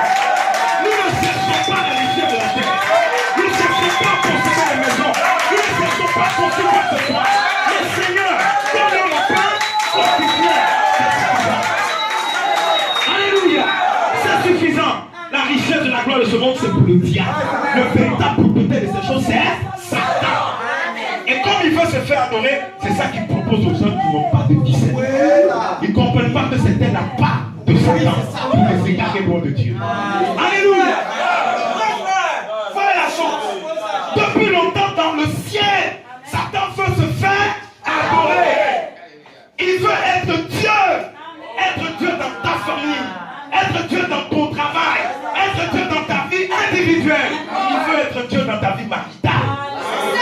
C'est pourquoi il a falsifié les voies du mariage dans les églises. Les gens se marient comme ils veulent. On ramasse une fille là-bas. Oh non, elle est devenue ma femme. Attention, quand Satan veut se faire adorer, il doit falsifier la foi royale. Il doit tout obstruer. Parce qu'il veut que la gloire lui revienne. Quiconque n'a pas reçu la parole de Dieu pour être délivré de l'influence de Satan, il va rentrer dans son piège. Est-ce que vous comprenez ces choses? Parce que le diable est un séducteur. Écoutez, s'il n'a même pas eu peur aux yeux, il n'a même pas craint de proposer sa gloire au Dieu créateur. C'est à nous il va avoir peur. Le Dieu même qui l'a créé là, Satan n'a même pas eu foi aux yeux pour lui dire la gloire de la terre, c'est pour moi. Si tu m'attends, je te donne. Il est venu même. Voilà en quoi nous prouvons que Satan, il est sans révélation. Le diable, il est incapable d'avoir la révélation de Dieu. Il peut imiter tout ce qu'il fait de Dieu, mais avoir la révélation de qui est Dieu, le diable ne l'aura jamais. Jamais, il ne peut pas la voir. C'est pourquoi il est venu proposer ça à notre Seigneur. Les royaumes de la terre, c'est pour moi. Tu veux être riche, toutes ces choses m'appartiennent. Tous les royaumes, tous les gouvernements sont assujettis à ma personne. Si seulement tu m'adores, je vais te rendre riche. C'est pourquoi, dans le monde du showbiz, que vous connaissez les stars, plusieurs chanteurs, plusieurs stars ont vendu la chose la plus chère qu'un homme possède. La chose la plus chère qui est supposée être l'identité de Dieu en l'homme, les gens de ce monde lui ont vendu ça. Ils ont vendu leur âme à Satan. Qu'est-ce qu'on appelle vendre son âme au diable? Quand les gens vont faire des sacrifices avec intention que le diable leur promet, tu veux la popularité Michael Jackson, tu veux être populaire, tu veux que tes CD soient achetés, vendus partout dans l'univers, je te demande une seule chose, ton âme là, donne-moi ça. On va faire un sacrifice de sang. Et ils vont dans des chambres noires, des jésuites et autres, avec des signes bizarres. Le monsieur se couche nu, on va l'inciser quelque part, son sang coule. Il dit Amen à son sang qui coule. Dès qu'il dit Amen, c'est fini. Cet homme n'a pas une âme pour adorer Dieu. Son âme est entièrement entre les mains de Satan. C'est-à-dire qu'il est perdu, c'est fini. De ce point de vue, le diable en retour lui donne tout ce qu'il veut sur la terre. Parce qu'il a montré à Jésus que les royaumes, la richesse, ça c'est pour moi. Donc il les rend prospères. Vous les voyez, ils chantent un peu et en même temps le monde entier rentre en tension. Ils ne comprennent pas. La plupart de ces grands chanteurs qui sont aux États-Unis, que vous connaissez partout, même les stars de football, partout, ils sont obligés de faire des rituels de sacrifice de sang afin que le diable donne un peu de popularité. Certains vont dormir au cimetière nus pendant des mois avec l'intention que le diable leur fait grandir un peu en renommée. Parce qu'ils cherchent la gloire. Frère, méfiez-vous de la gloire. Méfiez-vous de la gloire. La gloire n'est pas pour le chrétien.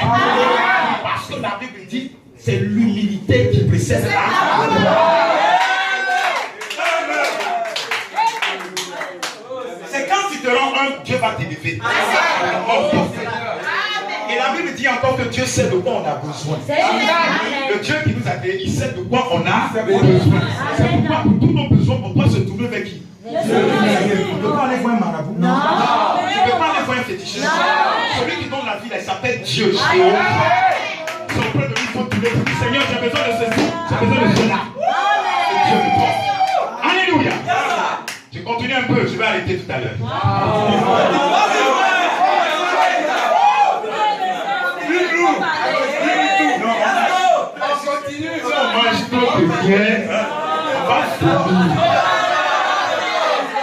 Donc aujourd'hui on peut prendre 2 cuillères.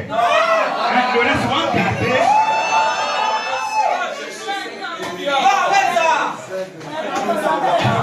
Amen. Donc Satan veut se faire adorer.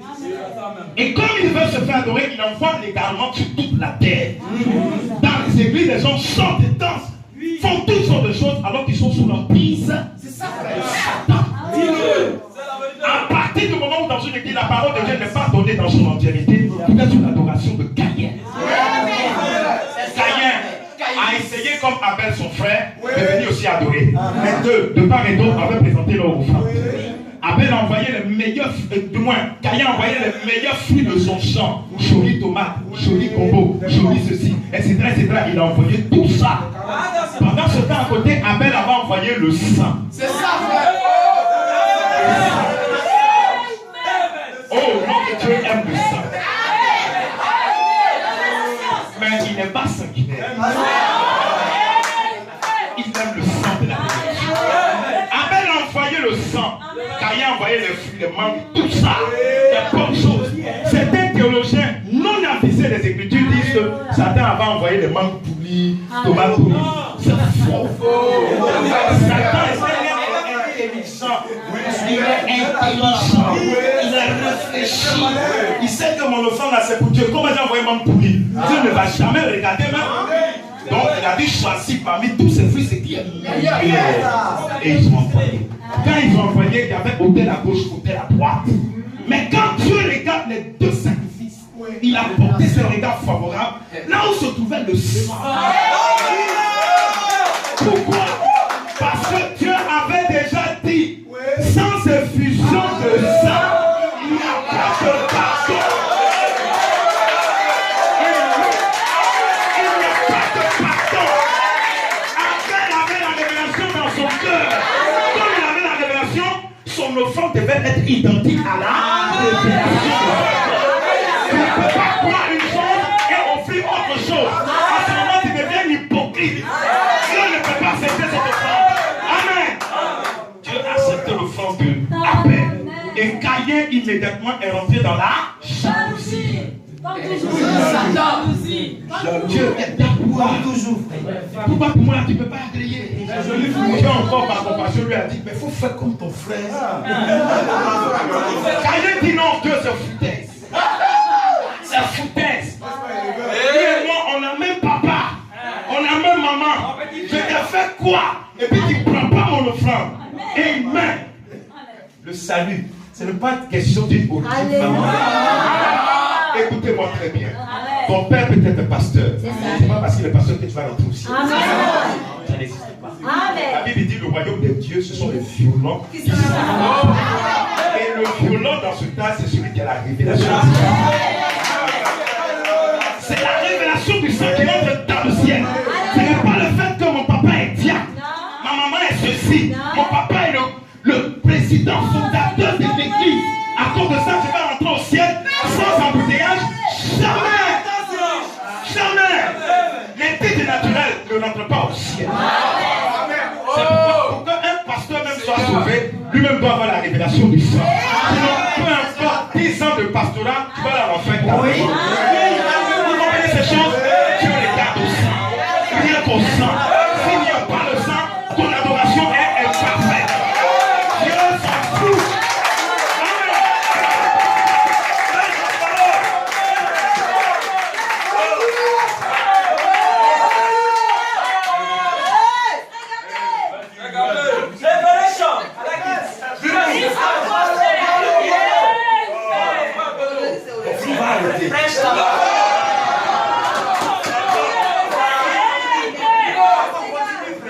Amen.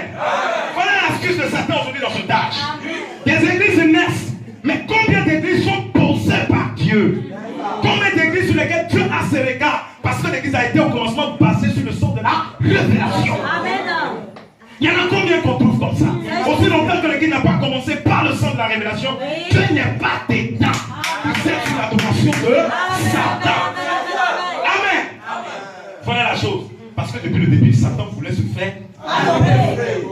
Satan voulait faire des manigances afin d'être vu. Quand il a créé les bars, ce n'est pas seulement pour bouiller nos oreilles. Il cherche une astuce d'adoration. Quand il crée des cinémas, ce n'est pas pour embellir la terre. C'est simplement parce qu'il cherche là des moyens pour se faire voir, pour se faire adorer. Et s'il ne peut pas venir attenter directement à ta vie, il faut qu'il trouve des chemins détournés pour aller vers toi, pour te séduire. Alléluia. C'est là où les hommes manquent de révélations et ils vont à autre chose. Fermons la parenthèse. Allons de l'avant.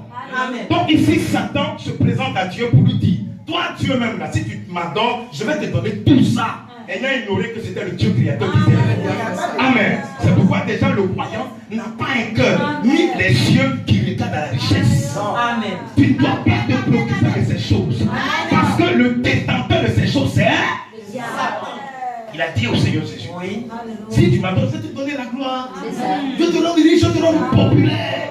Tes chansons seront écoutées. Les gens vont t'aimer. Je vais te rendre populaire. Mais ce n'est pas ce que Dieu voulait pour l'homme. Amen. Amen.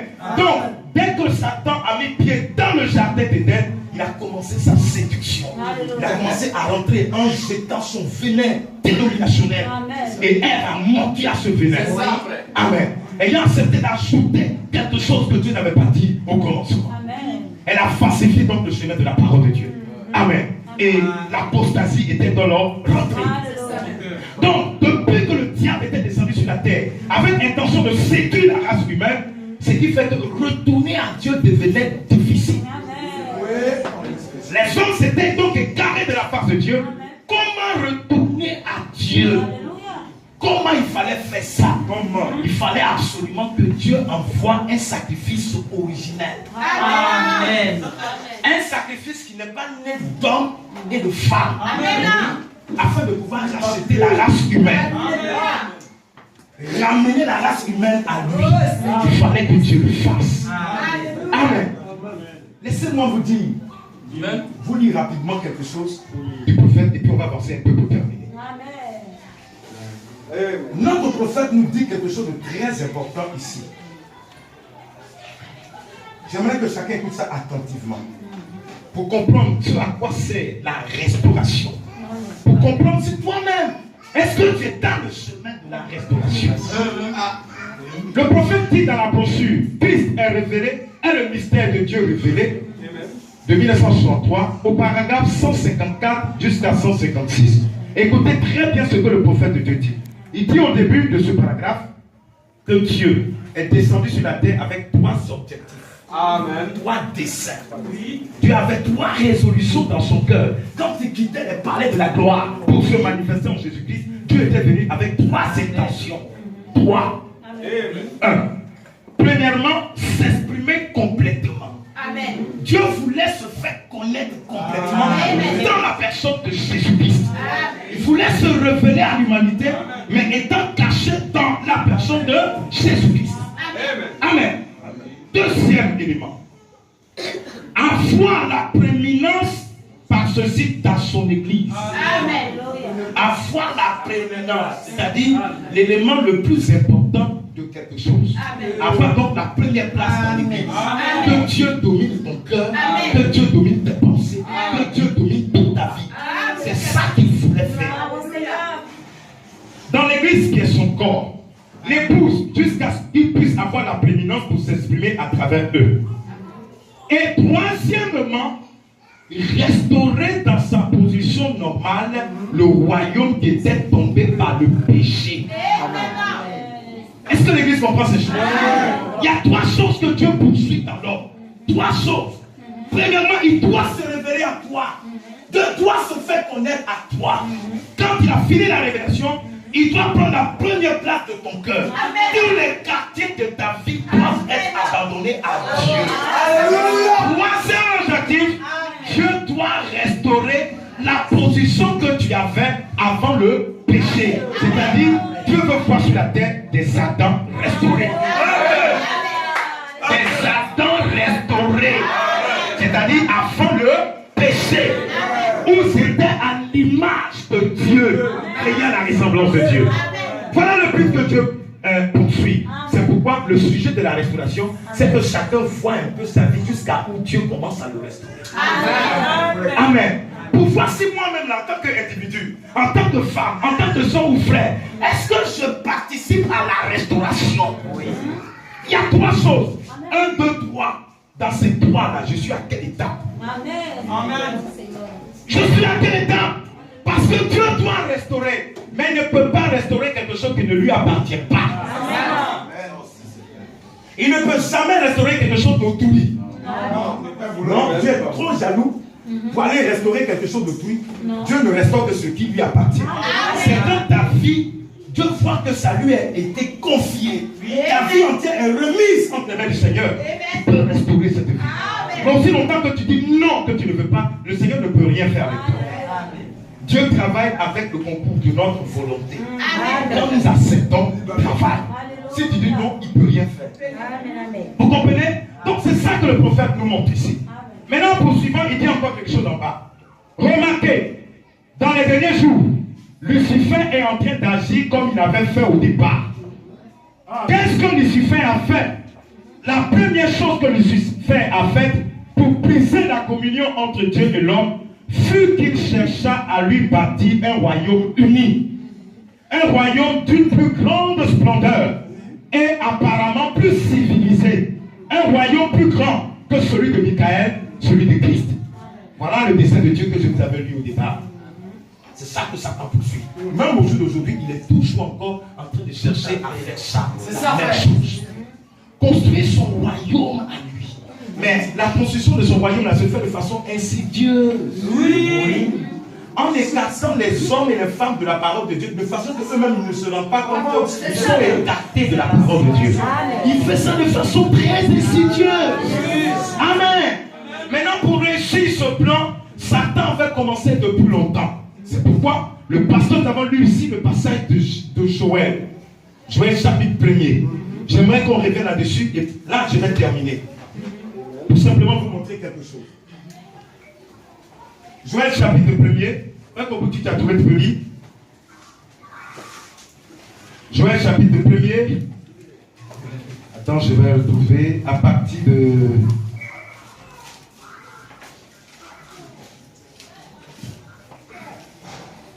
Voilà.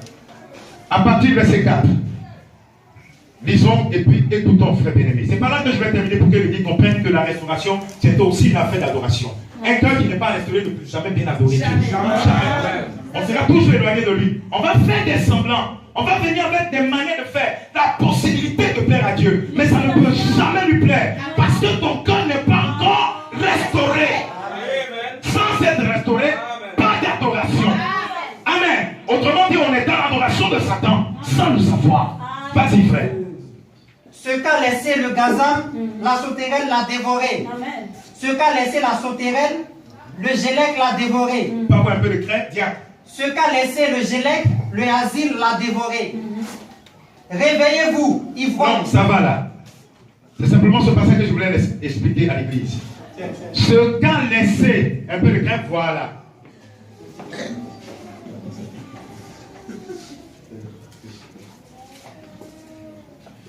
Merci beaucoup, frère. Je ne voulais pas être long, mais l'église est en train de me pousser. Allons-y, frère. Nous sommes en train de voir quelque chose de très important. La Bible parle de ce qu'a laissé le gazard. D'abord, le premier insecte malicieux s'appelle gazard. Le deuxième, la sauterelle. Troisième insecte, le gelec. Et le quatrième insecte, le asile. Maintenant, le prophète de l'âge détermine que ces 4 insectes ne sont pas des différents insectes. C'est le même insecte de destruction qui se métamorphose en des phases nouvelles de destruction. Vous vous souvenez un peu de ce qui se passe dans l'Apocalypse, où quand on a ouvert le livre, on a vu un cheval d'une couleur peut-être blanche, après il est devenu pâle, après il est devenu ceci, le même cheval au départ, mais prenant des formes d'agitation différentes. Ça, c'est la façon de tromper de Satan. Il change sa manière de faire pour ne pas qu'on découvre que c'est lui. Mais gloire à Dieu, nous avons reçu un œil dans ce tâche. Nous avons reçu un œil dans ce tâche qui sait voir les agitations de Satan. Amen. Et c'est notre prophète qui nous a instruits pour dire que quand ces insectes sont venus détruire l'arbre de Dieu, voilà, tu es un dessinateur matin là. Amen. Ils sont venus détruire l'arbre de Dieu. Le garçon, c'est lui attaché directement à détruire le fruit. Wow. Sa première malice, détruire le fruit. Détruire le fruit. La sauterelle, elle a attaqué les feuilles. Les feuilles. Donc, vous voyez que l'arbre n'a pas de fruit, l'arbre n'a pas de feuilles. Il laisse les branches, et puis la tige, l'écorce, et puis les racines. Le gelec, lui, s'est attaqué à l'écorce pour détruire l'écorce. Bon, maintenant, un arbre qui n'a pas feuille, qui n'a pas fruit, qui n'a pas écorce, c'est un arbre monstre. Il est syrien. Maintenant, le asile, lui, devait s'attacher à la vie qui est rentrée dans la racine. Vous comprenez bien ces choses? Donc, le prophète nous a montré que le fruit, c'est l'amour fraternel. Amen. Comme au départ, je vous ai expliqué que pour dire que l'arbre, c'est un homme. Oui. L'arbre, quand la Bible parle d'arbre, il typifie cela à un être humain. C'est pourquoi la Bible dit dans Matthieu 3, je vois bien, verset 10. Tout arbre que mon père n'a pas planté sera déraciné. Tout arbre que mon père n'a pas planté. Ne vous souciez pas de ces bananiers. Ne parle pas de ces arbres. Tout arbre que mon père n'a pas planté, il parle de l'individu. Il parle de la femme. Donc il existe sur la terre des hommes et des femmes qui n'ont jamais été plantés par Dieu. Ils ne sont pas ici sur la terre parce que venus par la volonté de Dieu. Ils sont venus par la volonté de Satan. Parce qu'ils n'ont pas été plantés par Dieu. Mais pourtant ils mangent avec nous. Ils prennent le bâton avec nous. Ils font tout avec nous. Mais ce ne sont pas des arbres que Dieu reconnaît. Amen. Est-ce que l'Église comprend ces choses? Ce ne sont pas des arbres que Dieu reconnaît. Parce qu'il sait qu'il ne les a pas plantés. Et comme il ne les a pas plantés, ce arbre peut venir à l'église. Ce arbre peut payer la dîme. Ce arbre peut payer les offrandes. Il peut faire. Mais à la fin, il peut en faire. Parce qu'au départ, il n'a jamais été planté par Dieu.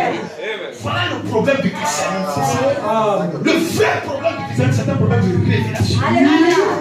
Quand il a assis ici, là, venez écouter, peut-être que tu l'as sous invitation de quelqu'un. Mais ta venue à l'église ne doit pas s'arrêter au niveau de l'invitation. Toi-même, cherche à rencontrer ce Dieu-là. Demande auprès de lui. Tu es quel genre d'arbre? C'est que je suis un arbre. Est-ce que je suis planté par toi? Parce que si tu n'es pas planté par Dieu, tu seras déraciné. Est-ce que l'église comprend ces choses? Donc voici la phase de destruction. Tout le monde a vu ça? Oui. Ça, c'est l'œuvre de Satan. C'est ce que Satan veut faire. Quand il arrive, il enlève d'abord le fruit qui est l'amour fraternel. Une église qui est dit sans amour fraternel, c'est l'incidence de Satan. Si en votre sein il n'y a pas l'amour fraternel, les frères et sœurs ne se rendent pas visite. Aucun frère ne peut se préoccuper de sa soeur qui n'est pas venue il y a un mois. Et puis chacun si celui ça ne lui dit rien. C'est qu'il y a manque d'amour fraternel. Si l'amour fraternel n'existe pas en vous, vous êtes des âmes. Attention, vous risquez d'être plantés par Satan. Amen. Le diable connaissant que le fruit le plus important, la chose la plus importante de la société locale, c'est le fruit. L'amour fraternel. L'amour fraternel. C'est pourquoi, frère, rappelez-vous le prophète. Ayant dépassé les dimensions, ayant été ravi en esprit par Dieu, il a dit ceci. Quand je suis arrivé au ciel, la voix m'a dit, frère Branham, nul n'entre ici s'il n'a l'amour parfait. Amen. Ça veut dire que c'est l'amour parfait qui rentre au ciel. Ce n'est pas le fait d'appartenir à l'assemblée d'Abidjan. Ce n'est pas le fait d'appartenir à l'assemblée X, à l'assemblée Y, d'être pété, d'être baoulé. C'est pas ça qui rentre au ciel. C'est l'amour dans ton cœur. Oh, Dieu seul est source d'amour. Donc Satan sachant cela, il vient directement s'attaquer au fruit. À l'amour fraternel. Donc il n'y a plus d'amour fraternel. Il attaque encore les feux. La communion fraternelle disparaît. Il attaque le tronc, la religion, où il n'y a plus d'œuvre religieuse, il n'y a plus rien. Et il voulait maintenant finir pour prendre la vie de ce table. Mais Dieu qui était Dieu de grâce, il s'est souvenu de nous. Là nous lisons Joël 2, verset 25. Vas-y. On va voir comment Dieu restaure. On va arrêter. Je vous ai dit, on va prendre 2 cuillères de miel. Le reste, on va garder. Hein? Vas-y, Joël chapitre 2, verset 25. On va voir comment Dieu restaure. Regardez bien, frère bien-aimé. Regardez bien comment l'Écriture a cité ces choses en ordre. Ce n'est pas un hasard. Les noms ne sont pas placés au hasard parce qu'on devait citer. Maintenant, lis Joël 2, 25. Pardon, hein. Oui. Je vous remplacerai les années qu'ont dévoré la sauterelle. Ah, Dieu maintenant commence à dire ici, pas de... On ne commence plus l'affaire par Gaza. On commence par... Parce que Dieu va restaurer. Sauterelle. Ensuite, le Gélec. Le Gélec, lui qui était quelque part ici, il vient en 2e position. Oui. Ensuite, le asile. Le asile. Amen. Amen. Alléluia. Et puis enfin, et le Gaza. Aïe, aïe, aïe.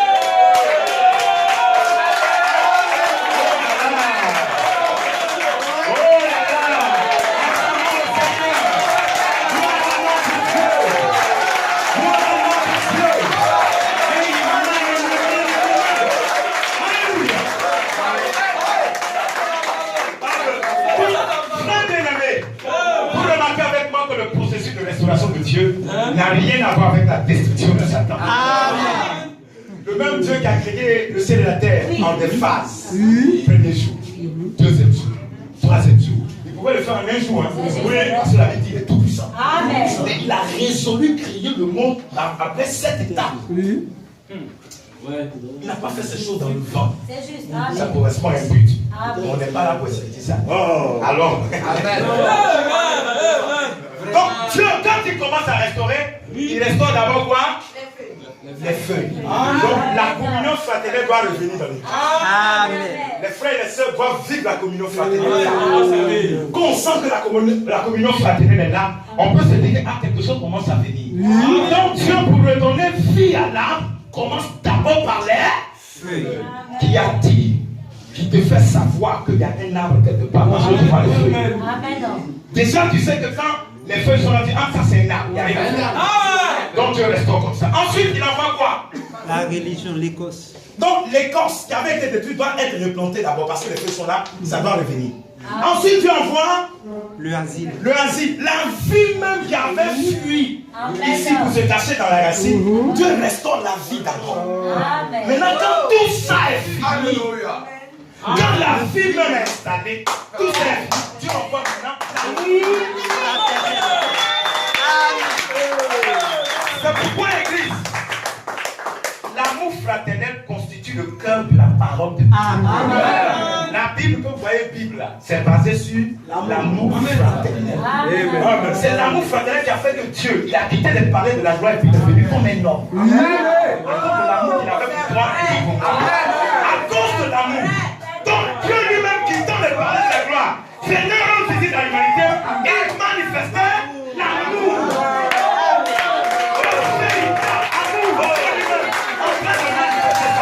Alléluia. L'amour fraternel est une chose grave. Pourquoi ça constitue la dernière étape de la restauration. Et c'est pourquoi le message de l'heure que Dieu nous a donné, c'est ça là, l'amour. Amen. Ce n'est pas autre chose. Ce n'est pas la religion. Ce n'est rien du tout. À part l'amour fraternel. C'est ça que Dieu veut restaurer l'homme. Donc vous comprenez qu'un individu qui représente un âme, s'il manque d'amour fraternel, il a manqué Dieu. Amen. Parce que l'amour fraternel, c'est Dieu dans lui. Si en toi, tu ne peux pas aimer ta soeur, tu ne peux pas la supporter. C'est toujours toi qui l'entreprise, calomniant quelqu'un. Montrant à l'autre, il est bien lui, il a bien ce qu'il fait. Tu montres par là qu'il n'y a pas d'amour. Parce que la Bible dit, l'amour couvre.